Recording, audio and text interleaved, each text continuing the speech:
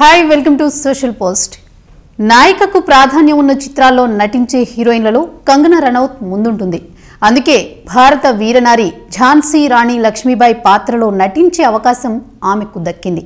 ఝాన్సీ రాణి పాత్రలో ఆమె నటించిన తాజా చిత్రం Manikarnika the queen of Jhansi.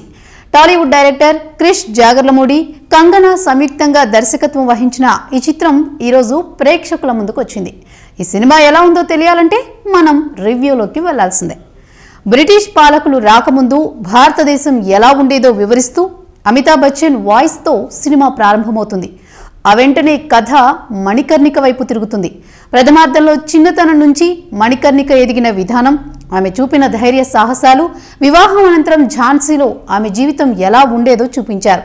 ఇక ద్వితీయార్థంలోనే అసలు కథ మొదలవుతుంది. ఝాన్సీని వశం చేసుకునేందుకు బ్రిటిష్ పాలకులు వేసే ఎత్తులు, యుద్ధం సమయంలో ఝాన్సీ లక్ష్మీబాయి వీరోచిత పోరాటం కళ్లకు కట్టినట్లు చూపించారు. మనకు తెలిసిన కథే కాకుండా ఝాన్సీ కుటుంబం అంతర్గతంగా ఎదుర్కొన్న ఇబ్బందులు, మీరట్ సిపాయి తిరుగుబాటు సహా 1800 కాలంలో జరిగిన ముఖ్యమైన సంఘటనలను కథలో భాగంగా చేశారు దర్శకులు క్రిష్ జాగర్లమూడి, కంగనా రనౌత్. బెనారస్లోని బిత్లూరులో పుట్టి పెరిగిన మణికర్ణిక ఝాన్సీ రాజ్య చక్రవర్తి గంగాధర్రావు అంటే జిషు సేన్ గుప్తాతో వివాహమవుతుంది. ఝాన్సీ రాజ్యానికి వెళ్ళాక మణికర్ణికకు లక్ష్మీబాయిగా పేరు మారుస్తారు. దీంతో ఝాన్సీ రాణి లక్ష్మీబాయిగా రాజ్యంలోని ప్రజలతో మమేకమై మంచి పేరు తెచ్చుకుంటుంది. రాజ్యానికి సరైన రాణి అని అందరూ ప్రశంసిస్తుంటారు. అదే సమయంలో భారతదేశంలో ఈస్ట్ ఇండియా కంపెనీ విస్తరిస్తుంటుంది. ఈ క్రమంలో ఝాన్సీ రాజ్యాన్ని వశం చేసుకునేందుకు బ్రిటిష్ పాలకులు చేసే ప్రయత్నాలను లక్ష్మీబాయి తిప్పికొడుతుంది. వారితో చర్చలకు నిరాకరిస్తుంది. దీంతో అహం దెబ్బతిన్న బ్రిటిష్ పాలకులు ఝాన్సీని ఎలాగైనా తమ ఆధీనంలోకి తెచ్చుకోవాలని ఎత్తులు వేస్తారు. ఈ క్రమంలో ఎలాంటి సంఘటనలు చోటు చేసుకున్నాయి?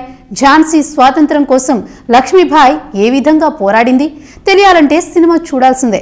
సినిమా మొత్తం ఆసక్తిగా ఉంటుంది, ప్రేక్షకుణ్ణి కట్టిపడేస్తుంది. పాత్రల మధ్య సంభాషణలు చాలా బాగున్నాయి.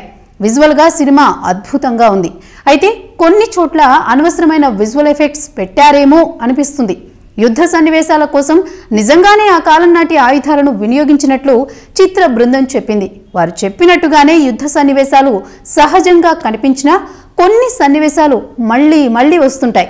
సినిమాటోగ్రఫీ ప్రేక్షకుణ్ణి ఆ కాలంలోకి తీసుకువెళ్ళినట్లుగా ఉంటుంది. ప్రతి సన్నివేశాన్ని చక్కగా చిత్రీకరించారు. సంగీతం సినిమాకి బలం అని చెప్పలేం, కానీ పర్వాలేదనిపిస్తుంది. పాటలు అంతగా ఆకట్టుకోలేకపోయినా నేపథ్య సంగీతం ఆకట్టుకుంటుంది. నిర్మాణ విలువలు సినిమా స్థాయికి తగ్గట్టుగా ఉన్నాయి. ఝాన్సీ రాణి లక్ష్మీబాయి పాత్రలో కంగనా రనౌత్ ఒదిగిపోయింది.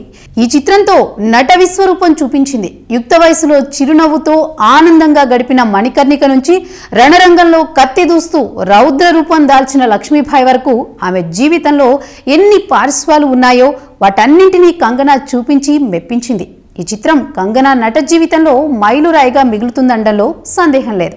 లక్ష్మీబాయి భర్తగా గంగాధర్రావు పాత్రలో జిషు సేన్ గుప్తా, గౌస్ఖాన్ పాత్రలో డానీ డెంగోజెపా, జల్కరీబాయి పాత్రలో అంకితా లోఖండే ఇతర నటీనటుల పాత్రలకు 100% న్యాయం చేశారు. ఓవరాల్ గా బయోపిక్ గా వచ్చిన మణికర్ణికకి మంచి మార్కులే పడ్డాయి. ఈ వీడియో కనుక మీకు నచ్చినట్లయితే లైక్ చేయండి, షేర్ చేయండి, కామెంట్ చేయండి. మరిన్ని ఇంట్రెస్టింగ్ అప్డేట్స్ కోసం సోషల్ పోస్ట్ యూట్యూబ్ ఛానల్ ని సబ్స్క్రైబ్ చేయండి. పక్కనున్న బెల్ బటన్ ప్రెస్ చేయడం మర్చిపోకండి.